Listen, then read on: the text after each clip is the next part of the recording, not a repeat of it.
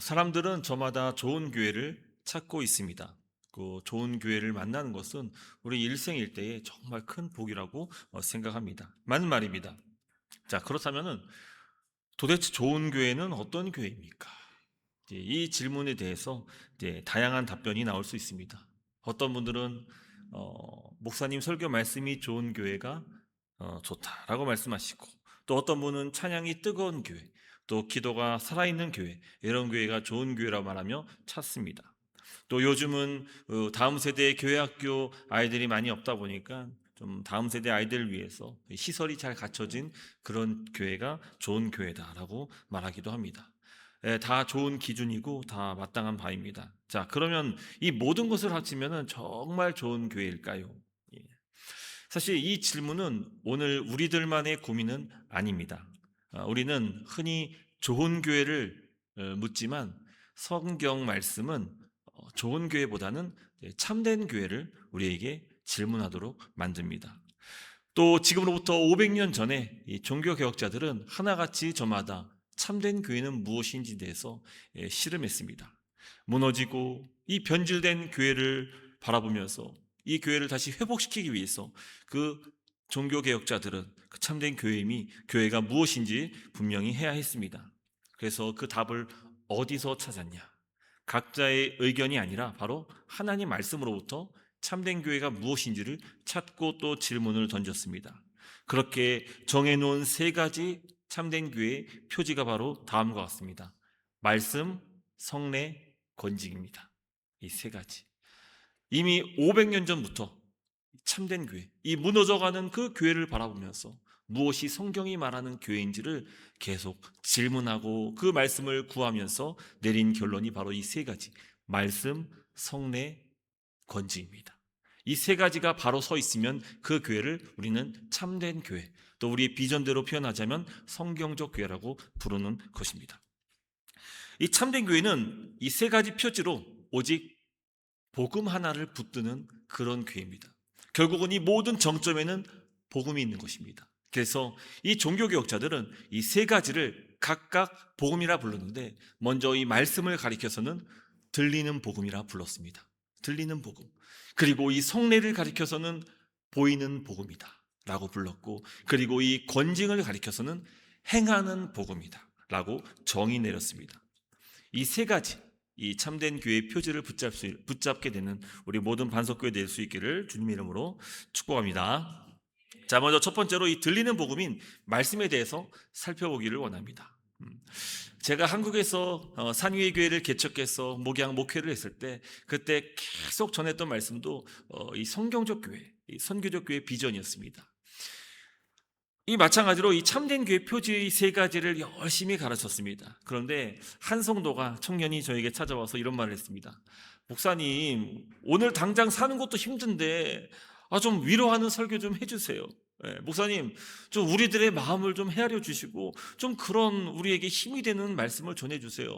목사님, 뭐 교회가 어떻고 저쩌고 저는 별로 관심이 없습니다. 그러니까 제발 좀 교회 말고 좀 우리를 좀 이렇게 돌아봐 줄 수 있는 그런 설교, 우리의 마음을 살펴줄 수 있는 그런 설교를 해 주십시오 라고 했던 청년이 있었습니다.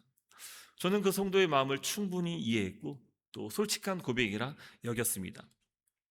참된 말씀의 선포에 대해서 바울은 이렇게 전합니다. 고린도전서 2장 2절 말씀인데, 내가 너희 중에서 예수 그리스도와 그가 십자가에 못 박힌 것 외에는 아무것도 알지 아니하기로 작정하였음이라 말씀하는 겁니다.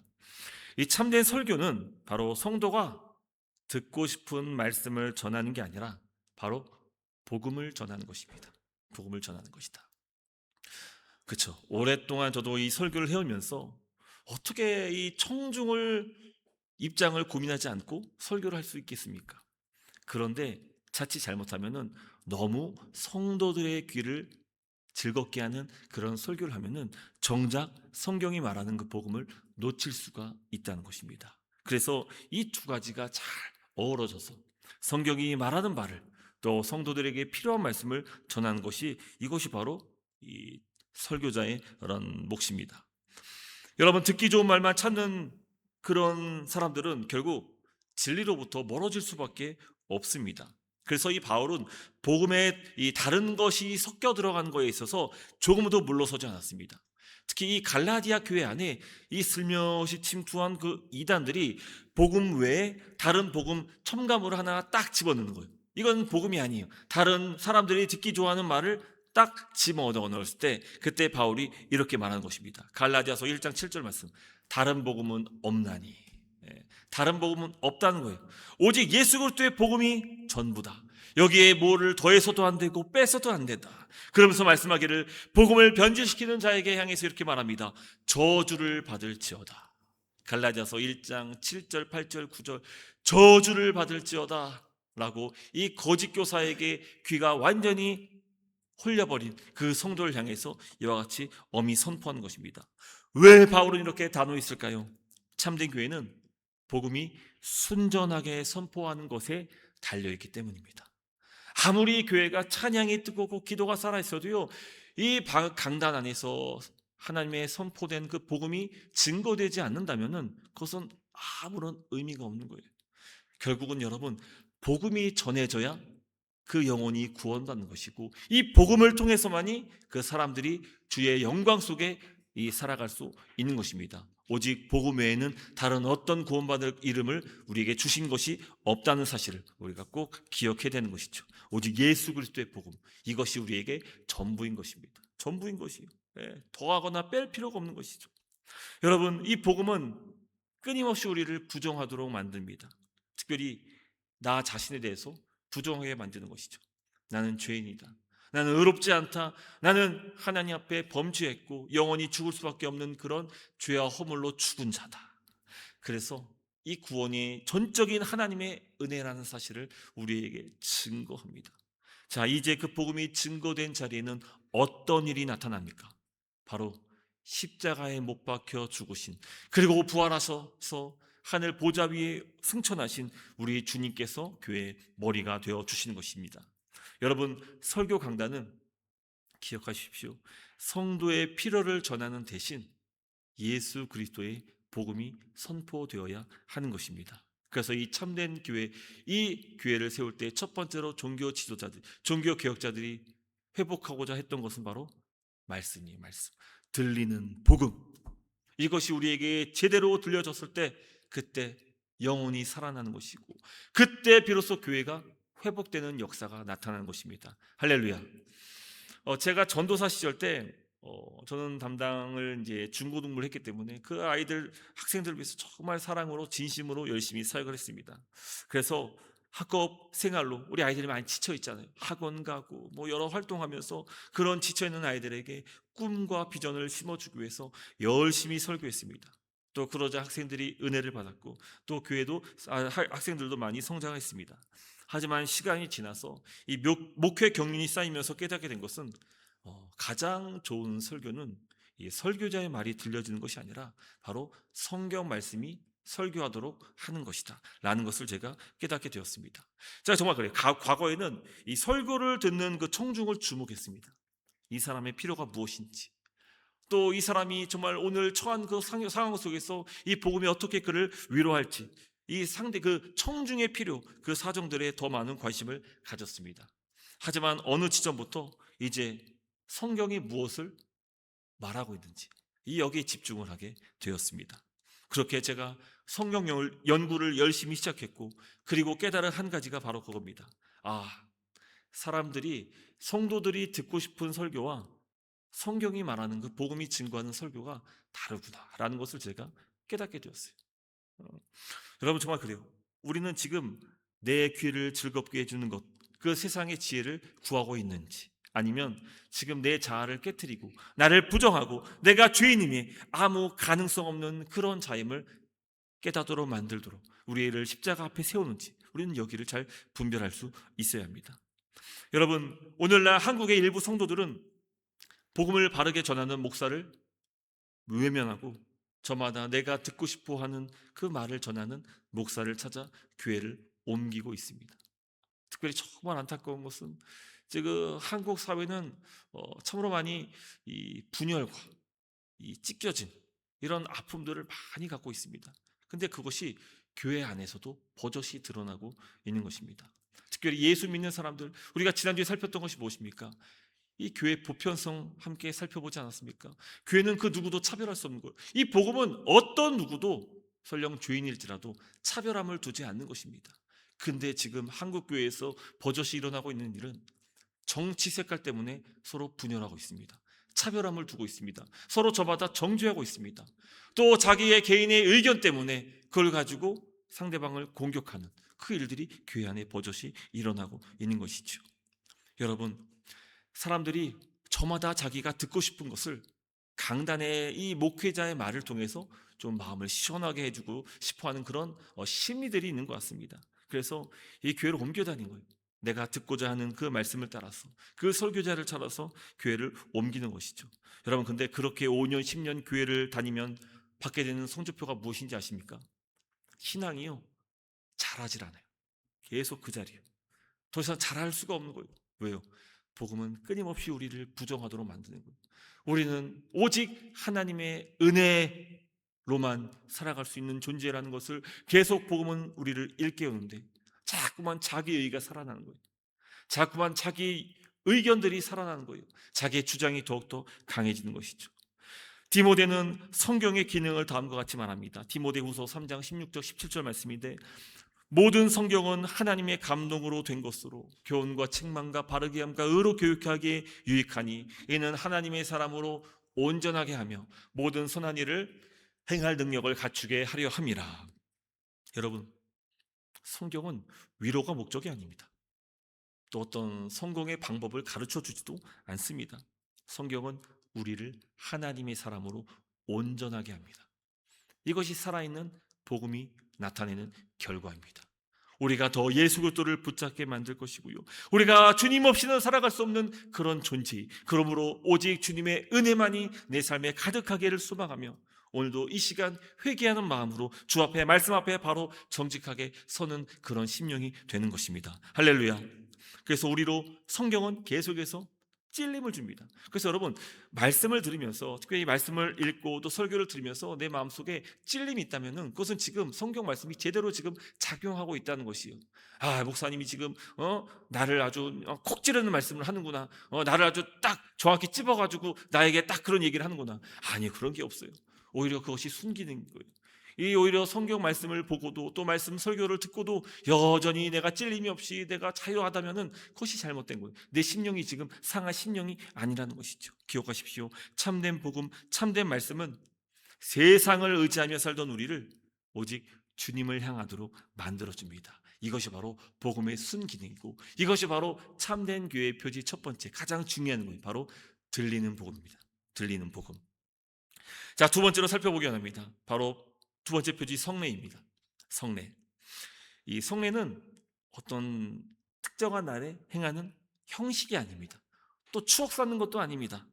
성례는 귀로 듣는 복음을 우리가 눈으로 직접 보는 하나님의 은혜인 것입니다. 그래서 이 종교개혁자들은 이 성례를 가리켜서 보이는 복음이다 라고 말했습니다. 하나님은 말씀으로 복음을 들려주실 뿐 아니라 우리에게 이 물과 떡과 포도주로 복음을 보여주셨습니다. 예. 우리 지난 4월 부활주일에 입교식을 우리 교회에서 이제 했습니다. 개인적으로는 제가 처음으로 입교식을 이제 진행을 했습니다. 그래서 저는 마음가짐에 참 이 모든 일에 있어서 은혜가 될 수 있으면 참 좋겠고, 또 무엇보다 이 보이는 복음으로써 이 입교식이 우리 모든 성도들에게 좀 메시지가 됐으면 좋겠다라는 마음을 가지고 준비를 했습니다. 그런데 의외의 또 결과가 있었는데, 우리 중고등부 학생 중에 우리 중국계 우리 인도네시아 친구가 있습니다. 우리 중고등부 예배 때 항상 나오는 그 친구인데, 그 친구는 한국어를 전혀 모릅니다. 하지만 꼭 앞자리에 앉아가지고 옆에서 이제 통역을 들으면서 이 중고등부 예배를 드립니다. 그런데 그 친구가 그 입교식 날에 그날 예배에 함께 참여를 했습니다. 그리고 그 모든 입교식을 다 보고 난 다음에 피드백을 준 거예요. 자기가 처음으로 예수를 믿고 싶은 그런 마음이 생겼다라고 그렇게 이야기를 하는 겁니다. 나도 저 자리에서 좀 입교식을 한번 했으면 좋겠다라는 마음이 한 번도 생기지 않았는데 그때 처음 생겼다라고 그렇게 이야기를 하더라고요. 그렇습니다. 여러분, 이것이 들리는 복음이 우리에게 보이는 복음으로 전해졌을 때 우리는 그것을 더 믿음으로 온전히 받을 수 있게 됩니다. 왜? 이 세례를 보면서 이것을 단순히 물로 씻는 의식이 아니라 이것을 하기 위해서 바울은 이렇게 말하는 것이죠. 로마서 6장 3절 말씀, 무릇 그리스도 예수와 합하여 세례를 받은 우리는 그의 죽으심과 합하여 세례를 받은 줄을 알지 못하느냐. 우리가 그리스도 안에서 하나가 되임을 이 세례를 통해서 분명하게 보여준다는 것이죠. 또 6장 4절 말씀, 세례는 나의 옛사람이 그리스도와 함께 죽어 장사되고 그리스도와 함께 새 생명으로 다시 일어났음을 선언하는 사건이다 라고 우리에게 말해주는 것입니다. 그렇습니다. 지난날에 나는 죄에 매여 살던 그 옛사람이었지만 그는 이제 물속에서 완전히 잠겨 그리스도와 함께 죽게 된 것이죠. 그리고 이제 새 사람으로 거듭나 살아나게 된 것입니다. 세례는 이 놀라운 복음을 우리에게 눈앞에서 보여주는 것이요, 나의 옛사람 옛자아는 죽었다, 예수 그리스도와 함께 죽었다, 이제 그 물속에서 밖으로 나올 때에 나는 이제 그리스도와 함께 살았노라 라고 부활의 증거로서 그 자리에 함께 할 때에 우리는 모두가 함께 기쁨으로 이 사람이 예수 그리스도와 함께 살았음을 눈으로 보게 되는 것입니다. 그래서 이것이 뭐 침례냐, 뭐 아니면은 물세례냐, 뭐 여러 가지 뭐 관수례, 뭐 여러 가지 많은 방식이 있겠지만, 근데 다 저마다 아주 성경적인 그리고 복음적인 그 메시지가 잘 담겨 있습니다. 우리는 장로교이기 때문에 우리는 이제 이 물로 이제 찍어서 이제 머리에 하는 그런 이제 세례를 이제 하게 됩니다. 이것은 우리의 죄를 씻어주는 그런 의미로 이 침례, 이 세례가 작용을 하는 것이죠. 또한 우리가 볼 것은 또 성찬입니다. 성찬. 이 세례가 복음을 눈앞에서 보여주셨듯이 성찬도 똑같이 보이는 복음입니다. 다만 이 성찬은 거기서 한 걸음 더 나아가게 됩니다. 바로 이 세례가 한 사람의 그 옛 자아가 죽었고 예수 그리스도와 함께 죽었고 예수 그리스도와 함께 다시 살아났다면은 이 성찬은 우리 모든 주의 성도들, 우리 모든 교인들이 이제 그리스도 안에서 하나이라는 사실을, 그리스도 안에서 우리가 한 몸이라는 사실을 보여주는 그런 복음입니다. 이 성찬에서 우리는 이 주님의 살과 이 피를 먹고 마심으로 그분과 하나로 연결이 됩니다.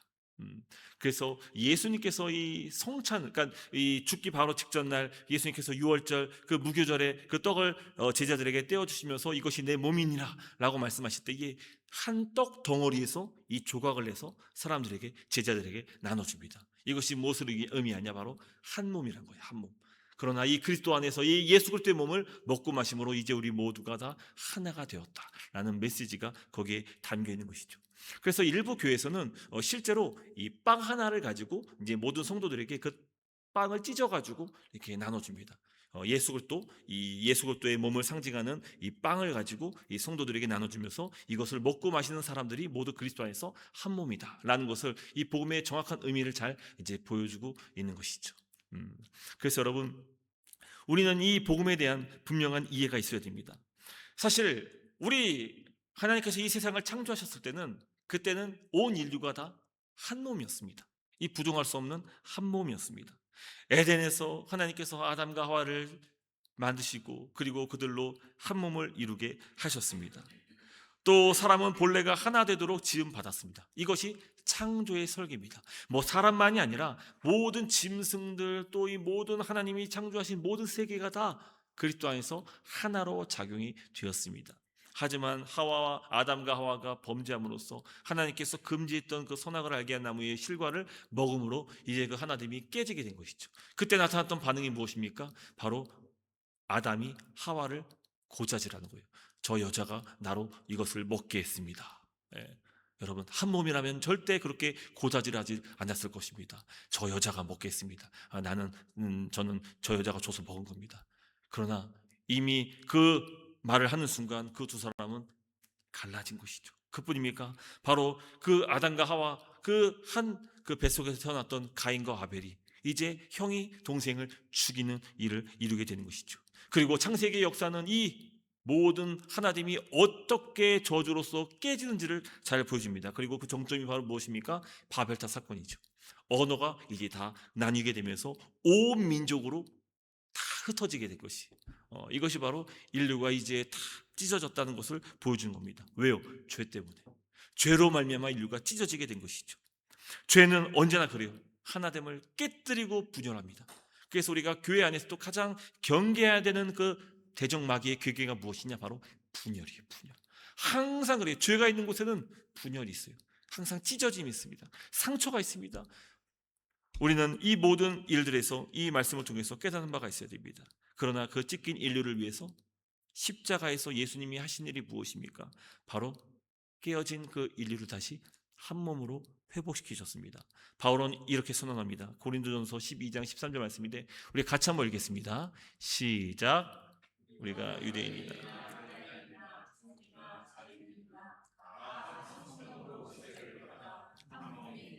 보십시오. 한 몸이 되었고, 예, 한 몸이 되었고 라고 얘기하는 거예요.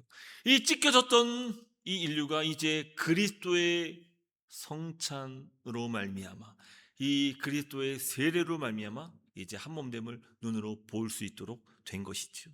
원수처럼 갈라져 있던 유대인과 이방인이 그리스도 안에서 다시 한 몸이 되었습니다. 그리고 이 한 몸됨을 잘 보여주는 그 보이는 복음이 바로 성찬이 성찬. 그래서 우리는 앞으로도 어떻게 하면은 이 성찬식이 이 보이는 복음으로 잘 작동할 수 있을지, 어떻게 하면 이 성찬식이 정말 우리가 그리스도 안에서 한 몸인지를 더 잘 바르게 보여주고 있는지, 이것을 우리 함께 연구하면서 우리 다음번 성찬식에는 또 그런 의미를 잘 담아서 우리가 함께 성찬식을 하기를 바랍니다. 여러분, 이 성찬은 바로 이 그리스도 안에서 우리가 하나 되었던, 이 한 몸으로 찢겨졌던 그 인류들이 다시 하나가 되었다는 것을 분명히 보여주는 그런 복음이 됩니다. 그래서 이 성찬은 내가 단순히 이 떡을 먹고 또 포도주 마시면서 내가 경건으로 회개하고 내가 잘못된 죄를 회개하고 여기서 그치는 것이 아니라 이제 우리가 한 몸으로 이 떡과 포도주를 함께 마심으로 우리 모든 형제자매가 하나라는 사실을 아주 분명히 보이는 그 복음으로 받아야 하는 것입니다. 그래서 여러분, 우리는 고백해야 돼요. 나는 이 예수 그리스도의 몸과 그 피를 먹고 마신 그 일로 말미암아 우리 교회 그리스도인들과 모두 하나가 되었다. 그리고 이것을 믿어야 하는 것입니다. 그렇습니다. 복음은 우리로 한 몸됨을 증거하는 것입니다. 할렐루야.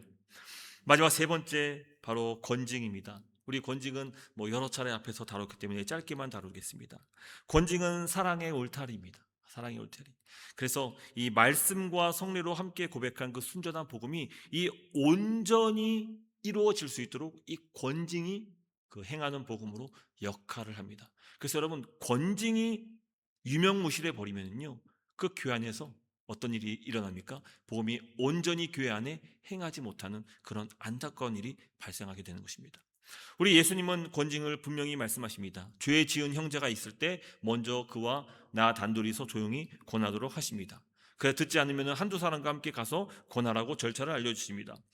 그래도 듣지 않는다면 그제야 이제 교회에 알려서 이제 모든 일에 다시금 그 형제가 회개하고 돌아올 수 있도록 할 것을 요구합니다. 그래서 이 형제를 정죄하는 것이 권징의 목적이 아니라 회개하고 다시금 죄를 돌이키고 이제 주의 몸된 교회로 나올 수 있도록 하는 것이 바로 이 권징의 목적인 것입니다. 여러분, 우리는 참 연약합니다. 여러분 그거 인정하십니까? 우리는 특별히 죄에 대해서 참으로 연약합니다. 이게 그래요. 각자마다 항상 걸려 넘어지는 그 죄를 보면은 맨날 똑같은 거예요. 우리가 지독하게만큼 그 떨치지 못하는 그 한두 가지 죄들이 우리 안에 다 있습니다. 우리가 연약하다는 거예요. 그래서 더 십자가 예수 그리스도의 피를 더 의지해야 되겠지만 이게 개인으로는 참 어려운 거예요. 그래서 주님께서 이 명하신 것이 바로 교회인 거죠. 교회. 신앙생활 혼자 하는 게 아닙니다. 함께 하는 겁니다. 그래서 이 함께 더불어서 이 죄의 몸된 교회를 세워나갈 때 특별히 이 권징을 통해서 이 죄의 문제를 함께 고민하고 이 죄와 싸우는 모습을 교회가 끊임없이 보이는 것입니다. 그래서 이 죄가 우리 교회 공동체 안에 살며시 침투했을 때 이 죄로 말미암아 이 교회가 전체가 마치 작은 누룩 덩어리가 온 떡을 다 부패하게 만들 수 있는 것처럼 이 교회 안에 이 죄가 그만큼 무섭다는 것을 더 많이 보여주는 것이죠. 그래서 이 권징을 참 잘하는 교회가 우리 지난번에 우리 강사 목사님을 오셨던 우리 엄영서 목사님 교회, 그 주안교회, 주안교회. 거기가 참 이 권징을 참 잘해오고 이제 은혜롭게 그 권징을 참 잘해옵니다. 그래서 이 최근에도 한 지체가 어떻게 보면 되게 개인적인 죄예요. 근데 저 같으면은 과연 이런 죄를 교회의 이 성도들 그리고 또 목사님께 이야기하고 고백할 수 있을까 하고 싶을 정도로 아주 부끄러운 그런 수치스러운 죄인데도 그것을 이 교회가 다루도록 다 오픈하는 거예요. 그리고 이제 일정 기간 동안 이제 이 교회 봉사를 못하고 이제 성찬을 제한을 시키고 그런 일들을 이제 징계로 하는 것이죠. 근데 그것을 그 성도가 받아들이는 거예요. 일정 기간 동안 제가 회개하면서 다시금 회복할 수 있도록 교회가 기회를 주신 것에 대해서 감사하면서 그것을 다 수용하는 거예요. 그래서 봉사도 하지 않고 또 그 등록교인 전체 그 모임 그 단톡방에서도 지금 나가 있고 그리고 그 이제 성찬도 함께 참여하지 못하게 되고 여러분 사실 이런 일들이 교회 안에서 일어나면은 교회 옮깁니다. 이 교회만 교회야? 이 교회가 얼마나 많이 있는데 굳이 내가 이런 수치 모욕감까지 겪으면서 내가 이 교회를 다닐 필요가 있어? 그렇단 말이에요. 우린 다 그래요. 하나같이 내 죄가 누군가한테 들통날까 봐 늘 조마조마 불안불안하잖아요. 근데 그것을 스스로가 이 죄에 대한 문제를 교회에 맡기는 거예요. 교회에 맡기는 거예요. 그리고 교회 칠에 따라서 그것을 수용하고 그 징계도 달갑게 받고 그리고 회복하는 그 모든 단계 속에서 그가 계속 십자가 복음을 붙드는 거예요. 그리고 다시 회복됐을 때 다시 그 모든 그 교회 교인의 등록 그 교인으로서 의무와 책임을 다 회복시켜주고 또 이 봉사도 다시 회복시켜주고 또 그리스도 안에서 우리가 하나라는 그 성찬식에도 함께 참여할 수 있게 되는 것입니다. 여러분, 이 권징의 말씀은 우리로 끊임없이 이 복음에 합당한 삶을 우리에게 가르쳐주고 또 요구하는 것입니다. 그래서 저는 그래요.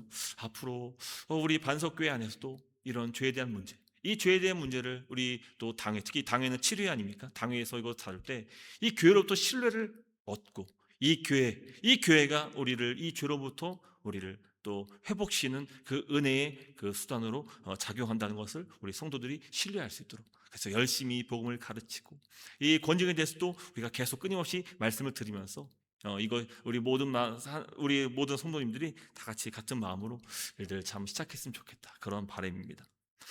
말씀을 맺도록 하겠습니다. 오늘 우리가 서두에서 물었습니다. 어떤 교회가 좋은 교회입니까? 네. 건물이 큰 교회, 성도 숫자가 많은 교회, 또 예배가 막 음향도 좋고 방송도 좋고 그런 교회 아닙니다. 답은 하나입니다. 바로 복음입니다. 복음. 복음이 살아있는 교회가 참된 교회입니다. 그래서 말씀으로 복음이 선포되고 또 성례로 복음으로 우리가 함께 연합될 수 있으며 이 권징으로 이 복음의 이 순수한 복음이 지켜질 수 있도록 함께 싸우는 그런 교회. 저는 이런 세 가지 표지 안에 세워질 수 있는 그런 반석교회가 되기를 간절히 소망하는 바입니다. 할렐루야. 그리고 마지막으로 한 가지 부탁을 드리고 싶은 것이 있습니다. 여러분 말씀, 성례, 권징 이 세 가지 이 모든 표지는 다 누구를 주축으로 사역이 이루어집니까? 바로 목사입니다. 목사. 그래서 한 명의 목회자가 정말 중요합니다. 한 명의 목회자가 어디에 관심을 두고 있는지 또 교회를 어떤 방향으로 이끌고 나가는지 저는 정말 그래요. 말씀과 성례와 이 권징이라는 이 참된 교회의 가장 기본적인 세 가지 표지가 회복되는 그런 교회가 되기를 간절히 소망합니다. 그때 여러분 이 목사는 그래요. 때로는 말씀을 전할 때 항상 성도들의 마음을 즐겁게 해주는 그런 설교만은 할 수 없습니다. 때로는 찔림이 있고 마음에 아픔이 있어도 또 죄를 들춰내는 그런 이야기도 꺼내야 할 때가 있을 것입니다. 그뿐입니까? 이 세례와 성찬의 이 모든 과정 속에서 누구를 세례를 줄 것인지 이 목사가 결정합니다. 또 어떤 사람을 성찬에서 배제시킬 건지 이것도 다 당회에서 결정을 하게 되는 겁니다. 여러분 그 일들을 할 때에 목사는 미움을 받을 수 있습니다.